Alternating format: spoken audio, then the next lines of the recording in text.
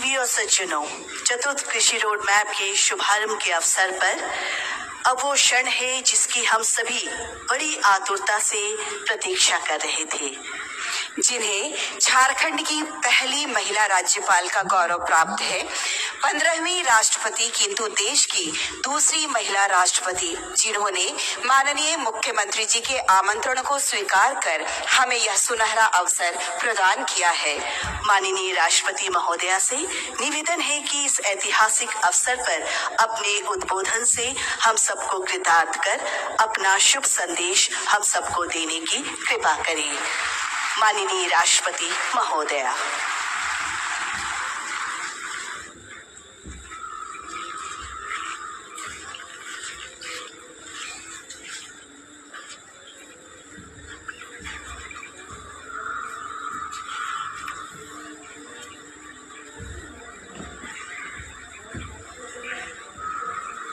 बिहार के राज्यपाल श्री राजेंद्र विश्वनाथ आर्लेकर जी, मुख्यमंत्री आदरणीय श्री नीतीश कुमार जी, उप मुख्यमंत्री आदरणीय श्री तेजस्वी प्रसाद यादव जी, विधानसभा के अध्यक्ष श्री उद्धव बिहारी चौधरी जी, कृषि मंत्री श्री कुमार सर्वेजित जी, उपस्थित मंत्रीगण, सांसदगण और विधायकगण, अन्य गणमान्य अतिथियों, किसान भाइयों और बहनों, देवियों और स्वजनों, सभी को मेरा नमस्कार।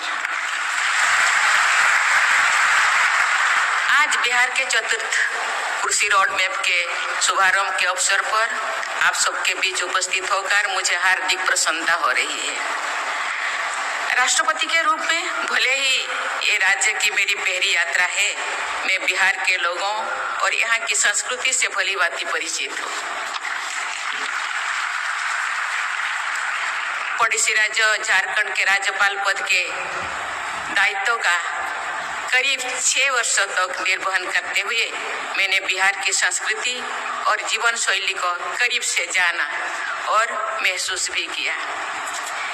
मेरा गृह राज्य ओडिशा भी ऐतिहासिक रूप से बिहार से ही जुड़ा हुआ है, इसीलिए मुझे लगता है कि मैं भी अपने आप को बिहारी कह सकती हूँ।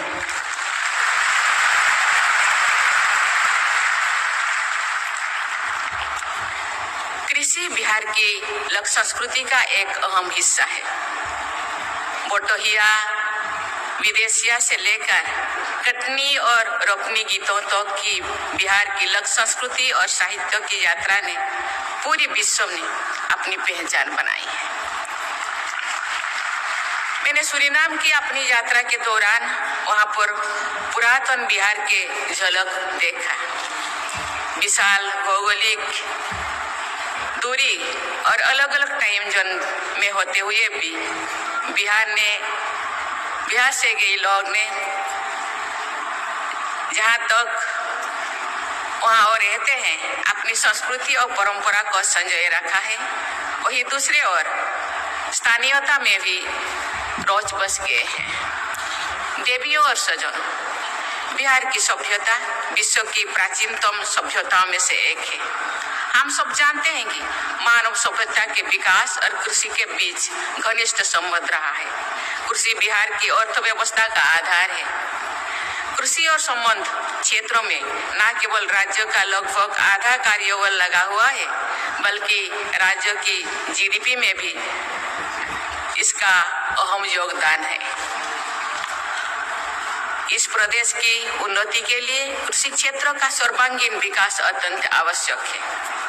ये प्रसन्नता की बात है कि बिहार सरकार वर्ष 2008 से ही कृषि रोड मैप का क्रियान्वयन कर रही है। मुझे ये जानकर खुशी हो रही है कि पिछले 3 कृषि रोड मैप के क्रियान्वयन के फलस्वरूप राज्य में धान, गेहूं और मक्का की उत्पादकता लगभग दुगनी हुई है। साथ ही बिहार मशरूम, शहद, मखाना और मछली उत्पादन में भी अग्रणी राज्यों में शामिल हो गई है।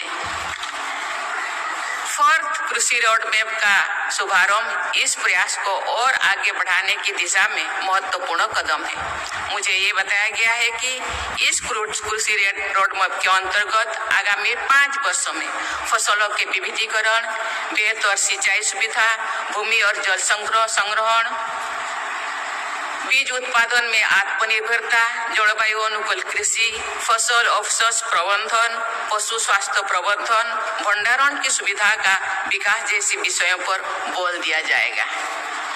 देवियों और स्वजनों, बिहार के किसान भाई बहन खेती में नए नए प्रयोगों को आजमाने और अपनाने के लिए जाने जाते हैं। यही वजह है कि नोबेल पुरस्कार से सम्मानित एक अर्थशास्त्री ने नालंदा के किसानों को ग्रेटर देन साइंटिस्ट कहा था। ये बहुत ही प्रसन्नता की बात है कि आधुनिक पद्धति को अपनाने हेतु यहाँ के किसानों ने कृषि एक परंपरागत तरीके को, अनाज की किस्मों को बचाए रखा है। ये आधुनिकता के साथ परंपरा के सामंजस्य का अच्छा उदाहरण है। शायद इसी कृषि संस्कृति को पहचान कर वर्ष 1905 में भारत का पहला कृषि अनुसंधान केंद्र बिहार के पूसा नामक जगह पर स्थापित किया गया है। आज जैविक उत्पादन की मांग देश विदेश में तेजी से बढ़ रही है। बिहार के किसान भाई बहनों को इसका लाभ उठाना चाहिए। जैविक खेती के एक और जहां कृषि की लागत को कम करने का पर्यावरण संरक्षण और सहायक है, वही दूसरी ओर ये किसानों की आय को बढ़ाने और लोगों को पोषण युक्त भोजन उपलब्ध कराने में भी सक्षम है। मुझे खुशी है कि बिहार सरकार ने जैविक खेती के लिए गंगा किनारे के जिले में जैविक कॉरिडोर बनाया है, जो भी कृषि और पर्यावरण संरक्षण में खेती और पशुपालन के बीच एक दूसरे को लाभान्वित करने का पारंपरिक संबंध बहुत लाभकारी है। खेती के अवशिष्ट यानी वेस्ट और खरपतवार पशुओं के लिए उत्तम चारा होता है। पशुओं का गोबर भी जैविक खाद के काम करता है। बिहार में अधिकांश किसान सीमांत किसान हैं। उनके लिए आधुनिक यंत्रों का उपयोग आर्थिक दृष्टि से व्यवहारिक नहीं होता है। अतः कृषि और पशुपालन का एक दूसरे के पूरक के रूप में प्रयोग किसानों को आर्थिक रूप से सबल बनाने की दिशा में महत्वपूर्ण है। ग्लोबल वार्मिंग और जलवायु परिवर्तन एक वैश्विक समस्या है। ये पूरी मानवता के अस्तित्व के लिए संकट है, लेकिन इसका सबसे ज्यादा प्रभाव गरीब और वंचित लोगों को पर पड़ता है। मुझे बताया गया है कि हाल के वर्षों में बिहार में बहुत कम बारिश हुई है। बिहार एक जल संपन्न राज्य माना जाता रहा है। नदियां और तालाब इस राज्य की पहचान रही है। इस पहचान को बनाए रखने के लिए जल संरक्षण पर ध्यान देना अत्यंत आवश्यक है। मेरी राय है कि जलवायु परिवर्तन की चुनौती से निपटने में क्लाइमेट रेजिलिएंट एग्रीकल्चर महत्वपूर्ण भूमिका निभा सकता है। वर्तमान कृषि पैटर्न में बदलाव लाकर बायोडाइवर्सिटी को बढ़ावा दिया जा सकता है। जल स्रोतों का दोहन कम किया जा सकता है। मिट्टी की उर्वरता का संरक्षण किया जा सकता है और सबसे बढ़कर लोगों की थाली में संतुलित भोजन पहुंचाया जा सकता है। मुझे ये जानकर प्रसन्नता हो रही है कि बिहार की एक प्रमुख फसल मक्के से इथेनॉल का उत्पादन किया जा रहा है। फॉसिल फ्यूल पर निर्भरता को कम करने, पर्यावरण संरक्षण और देश की ऊर्जा सुरक्षा की दिशा में ये एक महत्वपूर्ण कदम है। सब्जियों और फलों का उत्पादन भी आर्थिक और पर्यावरण की दृष्टि से लाभदायक हो सकता है। बिहार अनानास, आम, केला, अमरूद और लीची का प्रमुख उत्पादन राज्य है। यहाँ पर गोभी, बैंगन, आलू, प्याज जैसी सब्जियां भी प्रचुर मात्रा में उगाई जाती है। बिहार के मखाना, कतरनी चावल, मोर्चा धान, जर्दालू आम, सही लीची और मौखी पान को जीआई टैग मिला हुआ है, लेकिन सब्जियों और फलों के बड़े पैमानों पर उत्पादन में भंडारण, परिवहन और बाजार जैसी समस्याओं सामने आती है। उचित भंडारण, सस्ती और विश्वसनीय परिवहन व्यवस्था और व्यापक बाजार उपलब्ध कराकर फलों और सब्जियों के उत्पादन को प्रोत्साहित किया जा सकता है।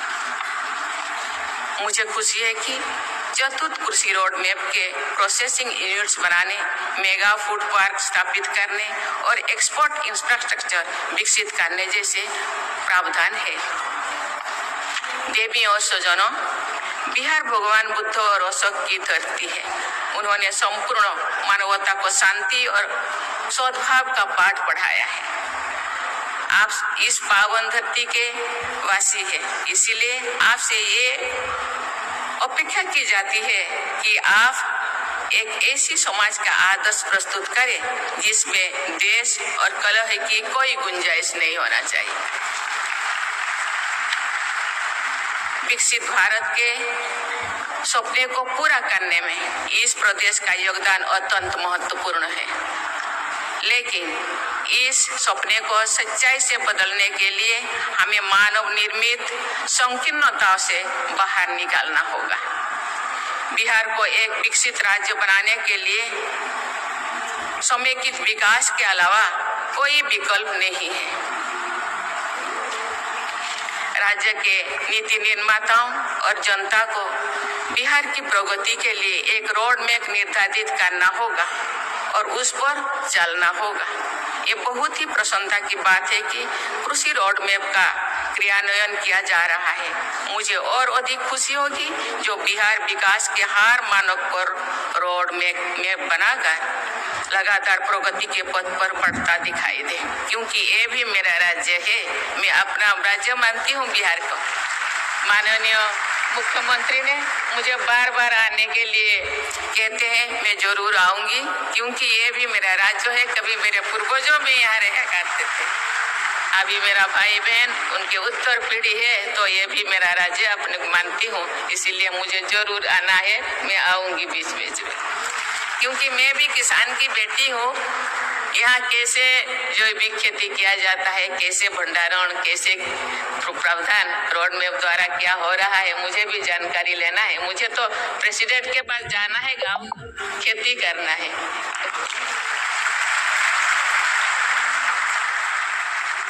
ये बहुत ही प्रसन्नता की बात है कि कृषि रोड मैप का क्रियान्वयन किया जा रहा है। मुझे और अधिक खुशी है कि जो बिहार विकास के हर मानक पर रोड मैप बनाकर लगातार प्रगति के पथ पर बढ़ता दिखाई दे, चाहे वो स्वास्थ्य हो, शिक्षा हो, प्रति व्यक्ति आय हो या सबसे बढ़कर हैप्पीनेस इंडेक्स हो।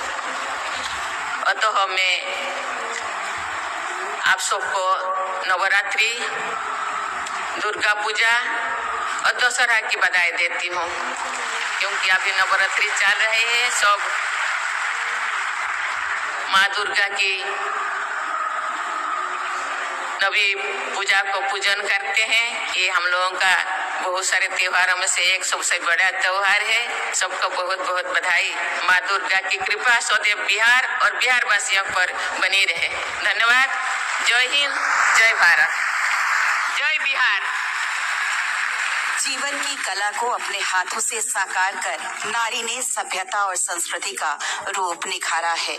बहुत बहुत आभार भारत की माननीय राष्ट्रपति श्रीमती द्रौपदी मुर्मू जी का।